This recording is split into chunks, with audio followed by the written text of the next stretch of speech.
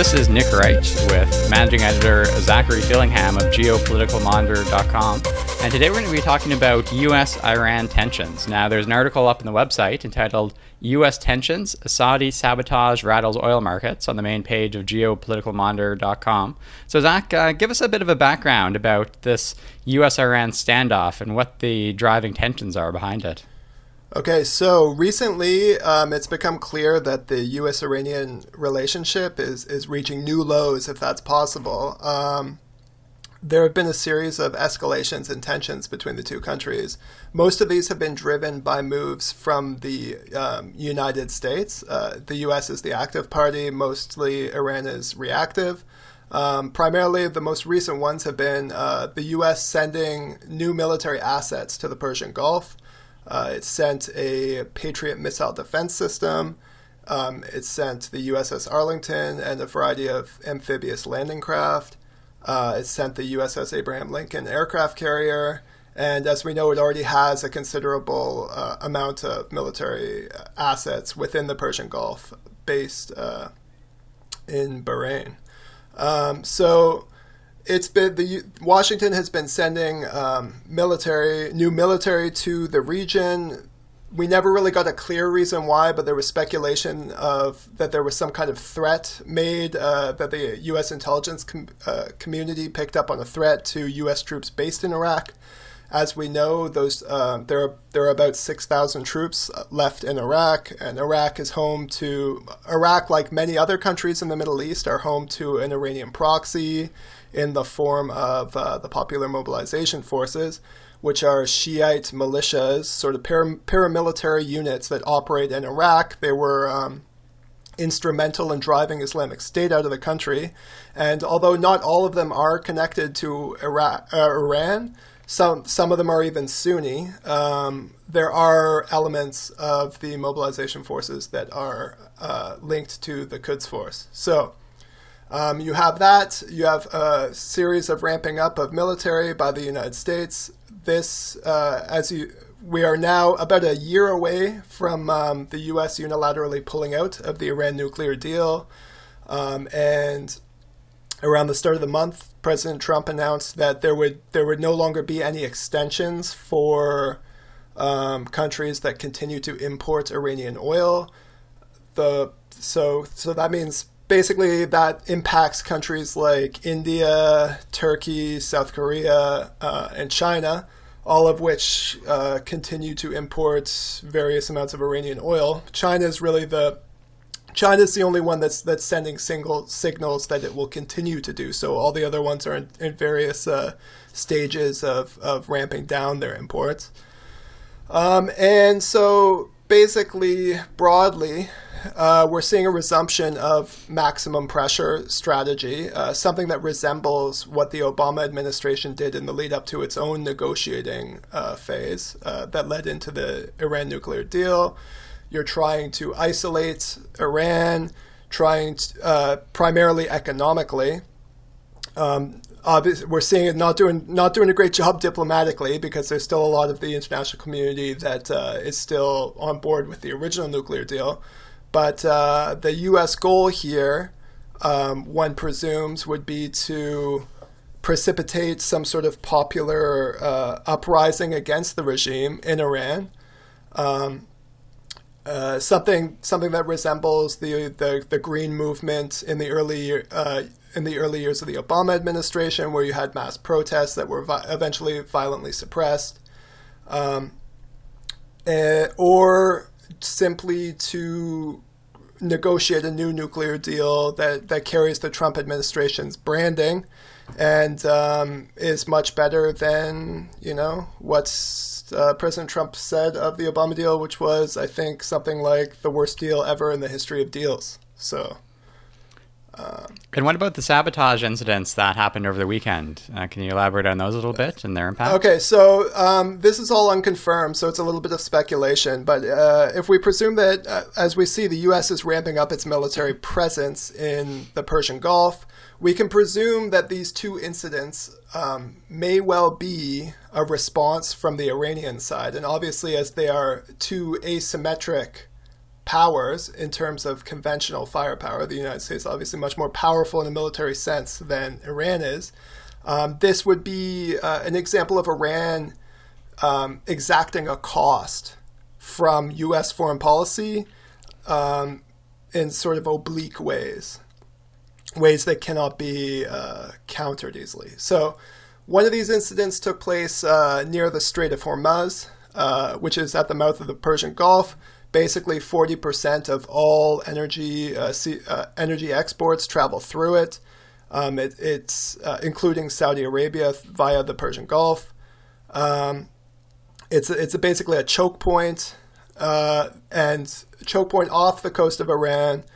In the past, most recently a month ago, we've had Iranian military figures who have threatened to close off the strait, saying something like, if our oil can't travel through it, other countries' oil won't be able to travel through it. This case specifically happened over the weekend. There were 4 oil tankers that were sabotaged and suffered, quote unquote, significant damage in the words of Saudi officials. 2 of them were Saudi, 1 of them was Norwegian, and another one was the United Arab Emirates. And the UAE, obviously another huge enemy of the Iranian regime. We're still at the time of recording, there are no definitive appraisals of what caused the damage, but some early speculation is that it was caused by a bomb. These ships were docked off the coast of Fujairah, the UAE port. And I guess predictably, U.S. officials are pointing the finger at Iran as being behind it. So when we look at this first case, this case of sabotage, sabotaging oil tankers in the Strait of Hormuz, it is basically, you have all these oblique references from Iranian officials, like, we are going to close the strait without closing the strait, which is basically like, the Iranian Navy is such that you wouldn't be able to actually blockade it. It would probably invite a conventional counterattack from U.S. forces. But given the geographic choke point that you have all of these vessels passing through, there are options available to the Iranian regime in terms of basically sabotaging enemy oil vessels or enemy tankers. So that was the first one. The second one happened a few days later. I think it was yesterday. So it was a drone attack on a pumping station in eastern province of Saudi Arabia. And as a result of that attack, the East-West pipeline, which is about 1,200 kilometers and spans from Eastern Province in the east to the Red Sea port of Yanbu in the west, which is an alternative export route that can circumvent having to go through the Strait of Hormuz, that pipeline was shut down and is currently shut down to assess the damage from this attack. So we've actually had a claim from the Yemen-based Houthi rebels, who, as we know, are an ally of Tehran, another off-sited proxy of the Iranian regime, which is currently engaged in a civil war in Yemen against a coalition backed by Saudi Arabia. They claimed responsibility for an attack in Saudi Arabia, but not specifically this attack. So we don't know exactly, but that also fits the bill of Iran using proxies to, again, exact a cost for this U.S. foreign policy. And I think it's important to note that the attack took place in Eastern Province, which is a portion of Saudi Arabia that actually has a large Shiite community or population. And this is a region of Saudi Arabia that has seen sort of different levels of civil unrest, sometimes non-violent, sometimes violent, since the 70s. And as recently as May 11th, we saw 8 militants killed in a firefight in Qatif, in a sort of open firefight with Saudi security forces. So I mean, you might have some sort of connection there, where this civil disobedience, this long-standing civil disobedience could result in these kinds of acts of sabotage.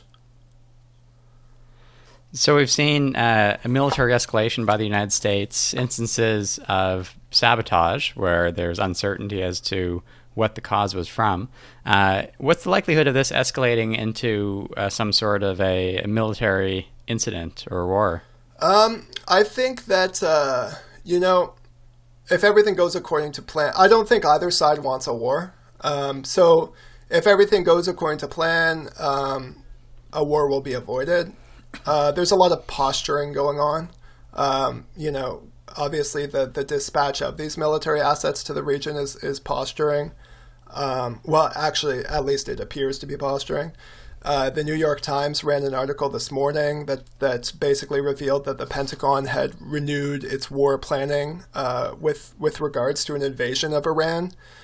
So it basically drew up a plan that outlined an invasion force of 120,000 U.S. troops, which is pretty much the size of the Iraq invasion. And in another echo to back then, this kind of war plan was drawn up and released in the lead up to the Iraq invasion back in 2003.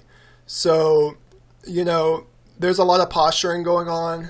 I think the acts of sabotage, if we presume they are directed by Iran, that's the sort of conflict we're going to see. This sort of it's almost like a form of guerrilla warfare and unconventional war, where Iran's trying to just try to extract a cost for this maximum pressure policy, and the front line is going to be the front line of this conflict is going to be the oil market, because basically when opposing regimes design their own policy to counter U.S. pressure, they're well aware of the political dynamics of the U.S. system, right? And here, the price of oil is extremely important, because that price of oil, that price at the pumps in the United States, so long as nothing really happens, so long as there's no volatility, no spike, there's going to be less popular pressure in the United States to adjust the course. But should there be disruptions in the oil market, there will quickly be blowback within U.S. politics for President Trump to basically abandon maximum pressure. So I think that when we're talking about the possibility of a war, if everything goes according to plan, we're going to see these kind of limited exchanges, potentially all over the region. I mean, Iran has proxies in several countries where it could hurt the U.S. and U.S. allies. Has proxies in Syria, Lebanon, and arguably most importantly Iraq as well, which in a geopolitical sense, Iraq went from a Sunni-dominated country by the authoritarian Saddam Hussein to a Shiite regime. Obviously, Iraq is also a majority Shiite country, so that's the geopolitical legacy of past U.S. foreign policy, right? That regime change basically created a close ally for Iran, and now U.S. forces in Iraq will continue to be hypothetically at risk so long as, this sort of state of tension exists. So that having been said, whenever you have these kinds of military assets in close proximity and you have this sort of cascading vitriol from both sides, you're going to run the risk of something happening. Especially, for example, it doesn't, we always assume that some sort of military incident is by design, that the Iranian regime would, pick up the phone, the leader of Iran, the Ayatollah picks up the phone, or the head of the IRGC. But it doesn't necessarily always work like that. Sometimes you have insubordination or mistakes happen that create a very localized exchange of fire. But once that localized exchange of fire takes place, it's very hard for that's when the leaders on both sides get involved, and it can be very hard for them to diffuse the tension once you get to that point. So if you have this kind of like jingoistic saber rattling going on both sides, something happens, and then like you have this sort of ramping up on both sides, then you potentially could end at war, and that's the risk we're running here. And then obviously that would that would be a big problem for a lot of reasons, all the way from humanitarian to oil markets to a lot. So, Zach, does this represent the end of an era in the sense that the Iran nuclear deal now is truly dead? Well, I don't know. I think it's hard to say. I mean, it is under the Trump administration. I think that has been clear from the start. I mean, the nuclear deal was singled out for, the Trump campaign's anger from the get-go. It became kind of emblematic of Obama era foreign policy. There seemed to be some sort of personal grudge that President Trump had towards the Iran nuclear deal, and basically at first chance he pulled out of it. And what we're seeing now, like I mentioned before, I think the move here is to try to, okay, so this boils down to the question: what do you think Trump is trying to achieve here? Okay, so does he want regime change and possible war, or war leading to regime change, or does he want a new nuclear deal? If he wants regime change, it's kind of it's curious, right? Because you have an ostensibly isolationist U.S. leader who cashed in on this popular distaste for U.S. adventurism in Iraq and Afghanistan, and basically has said time and time again that it's time for the U.S. to get out of these countries, and that they're stupid wars and that they're pointless wars, right? And then how do you square that politically with invading Iran? It just absolutely doesn't make sense. And from a military standpoint, Iran's a tougher task than either of those Afghanistan or Iraq was. You have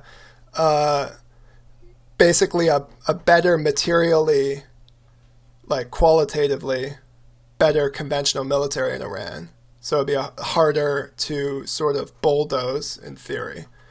And you have a regime that has tentacles throughout the region that can create all sorts of chaos throughout the Middle East, which obviously is still very important for the health of the global economy, because Saudi Arabia, one of the largest exporters in the world, is there, and any sort of region-wide conflagration is obviously going to impact Saudi Arabia and the Saudi Arabian oil industry. So it's hard to imagine that is the goal here. But on the other hand, the points that the Trump administration is pushing for its own deal, some of them kind of make sense. Some of them are like trying to, I would say, in my personal opinion, the one that makes the most sense is to remove the time limits from it. The Obama deal had time limits, 2030, most of them set to expire. The original presumption was that you would renegotiate a new deal, but still technically going by the letter of the law of that deal, once they expire, then that's it. There are no limits on the Iranian nuclear program. And another one is the ballistic missile program, which I guess is technically feasible, maybe in your wildest dreams of U.S. policy wonks. But then there are other ones that are just like very hard to imagine would ever happen, like dismantling Hezbollah. When you look at a regime, I think some things like this, they occasionally betray a sort of lack of just a very human understanding of how politics works, right? A lack of being able to empathize your opponent and get yourself into their headspace. Because when you don't have a democratic government, right, that government, it gets its legitimacy from somewhere. And without that source of legitimacy, you look at China, right now its source of legitimacy is economic prowess, is a nationalist revival, right? Like vis-a-vis its colonial past. If you don't have that legitimacy, that government will fall. And the government itself is well aware of that. So if you have a revolutionary Islamic government and you're basically asking it to dismantle its revolutionary framework,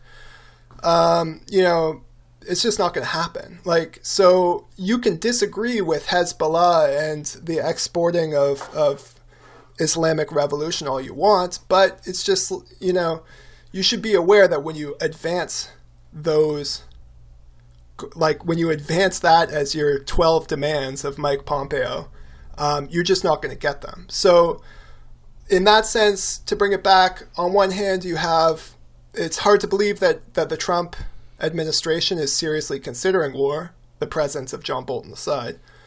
On the other hand, they're advancing negotiating points that don't really make sense to resume negotiations of a new nuclear deal. Maybe those points are just their opening negotiating stance and that they're going to come down from them. But, as it stands now, it's a little bit of a contradiction. And it's just another thing. I think that another interesting question here is, like, what does all this mean for the future of non-proliferation? Like the Iran nuclear deal is dead for now. Whether or not it rises from the ashes, who knows? But what does this all mean for the future of non-proliferation? I don't think it's very positive. I don't feel confident about the future of non-proliferation in the sense that, like we've always been moving. With every passing year, this technology becomes more achievable, right? As countries sort of move along in their developmental progress. So even back in the 60s under JFK, the writing was on the wall that it's going to become very, very hard to make countries voluntarily decide to not develop nuclear weapons. And then what we see right now, and the stark contrast between North Korea and Iran, like it's not a positive example for the future, because you have two instances of maximum pressure going on, right? And basically the country with the weapon is obviously way better off than the country without the weapon. So what's the lesson here? Get the weapon. So anyway, I digress. I apologize. So in closing, Zach, what does this mean for the oil markets in the short term, but also in longer term thinking as we move away from these initial incidences and into what could be a new framework for relations with Iran? Well, I think, so the plan from the start for the Trump administration was to marginalize Iran, to remove it from from oil markets, but to replace its supply elsewhere so that there were no major price disruptions. So that's, difficult to do at the best of times, and it is very dependent right now on things going smoothly elsewhere in the oil-producing world. We're seeing that that's not happening. Producers like Venezuela and Angola, OPEC producers, they continue to shed production. The Libya war is flaring up, as we discussed in another podcast. And Libya represents about 1.1 million barrels per day. Who knows whether the ongoing flare-up in that civil war is going to cut production at certain airfields, certain export terminals. Saudi Arabia also hasn't been as forthcoming probably as Washington hoped in terms of opening the pumps. It has been a bit conservative in its own output. And I think that, as I alluded to earlier, the fact that oil is going to be the kind of front line for this phase of U.S.-Iran tensions, where you're going to see attempts by the Iranian regime to exact a cost in terms of oil price. So we're probably going to see more instances of targeted sabotage meant to shake investor confidence in the oil market and produce volatility. Like, that will be the intention. So in that sense, I think that this is all very consequential for oil markets. And I think that, a lot of people forget just how important this region is for global energy markets, and B, just how quickly the situation can deteriorate.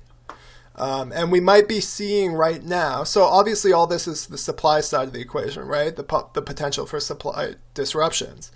And right now, the effects might not be manifesting so much in terms of pricing, because on the demand side, we're seeing the U.S. Flare up just last week this week, in the U.S.-China trade war, which, reimposition of tariffs on both sides of that trade war, which suggests to people that this will be going on for much longer, which has run-on effects in global growth projections and future, the future of global trade. So that kind of adjustment is driving oil prices down. Almost, one might even argue, almost by design. But, so basically, long story short, for now, that is offsetting the impact of tensions in the Persian Gulf, but that might not always be the case. And, when the situation becomes volatile, it'll happen very quickly, and the fluctuations could be very steep. Fascinating. Well, thank you so much, Zac, for your thoughts and analysis on US-Iran tensions. A reminder to our listeners that you can check out the article on the website at Geopoliticalmonitor.com entitled US-Iran Tensions, Saudi Sabotage Rattles Oil Markets. So thanks to everyone for listening, and looking forward to next time. Talk to you then.